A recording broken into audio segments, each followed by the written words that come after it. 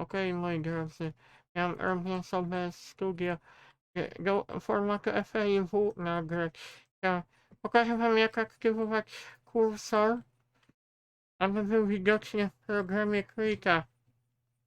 Opcje, settings, konfiguruję Kritę, kursor, można to wyłączyć. Czasami, dlaczego to chciałem wam okazać, jak tu włączam sobie ołówek i linie są grube, ale nie widać czasami na białym tle, ciężko zauważyć, jak przesuwacie za szybko mysz. To tu sobie włączyłem w tej opcji.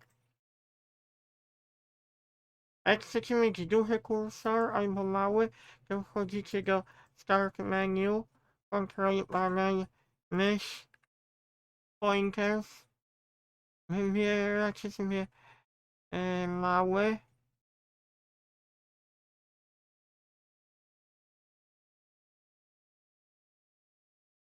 Ja lubię duży kursor. Wolę duży.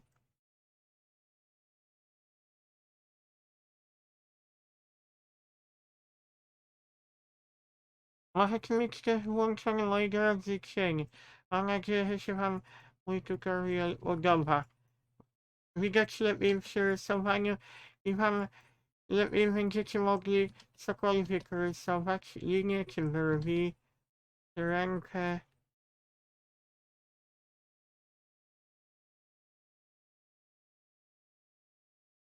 Pokazałem wam, bo się może wam przydać. A to moje animacje, nad którą ja pracuję. Jeszcze nie skończyłem, kupę pracy mnie czeka do robienia tej animacji. Nie wiem jeszcze, moi drodzy, kiedy ją skończę, ale jak skończę, to na pewno wyślę na Facebook, na Wolny Słowian i na YouTube. Mam nadzieję, że się wam tutorial podobał i życzę wam miłego dnia.